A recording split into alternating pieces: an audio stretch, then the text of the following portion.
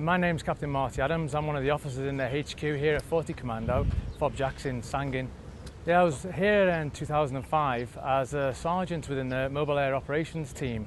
But back then it was very different to how it is now. And basically we just moved in after the Paras had been here, having a very hard time fighting the insurgents. Well, I was here attached to the light infantry at the time, and they were basically here essentially just defending themselves. They weren't really pushing forward outside of this fob.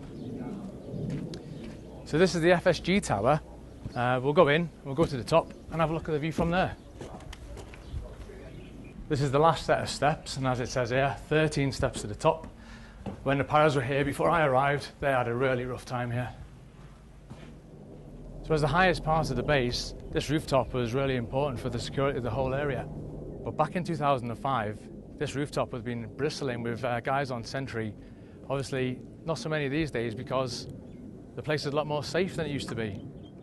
From up here, you can see 360 degrees of the whole of the Sangin area.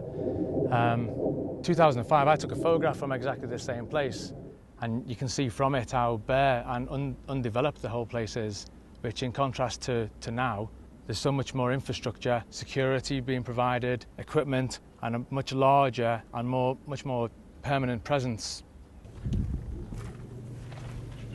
I also took a photograph from this view, and as you can see, there's not much there. There's just a couple of old derelict buildings and a small bridge. But nowadays we've got the Afghan police checkpoint and the crossing point, which provide security for everyone coming into the Sangin town. The Afghan police and the Afghan army in partnership with the ISAF forces.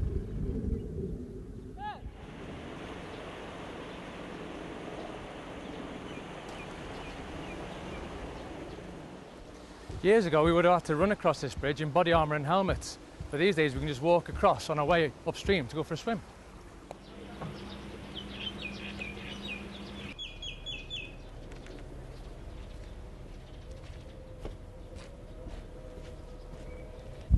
And finally we can have a look in this building, which we saw from the rooftop of the FSG tower on the other side of the river.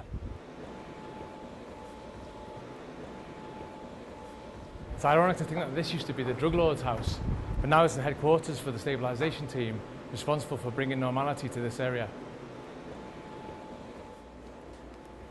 It's amazing to think that a few years ago you couldn't just walk up onto this roof like this because it was too dangerous, but nowadays you can because of the amount of security. And that progress is also mirrored in the fact that the local population can also live essentially a normal life in their own town, which is what all of us humans want to do at the end of the day.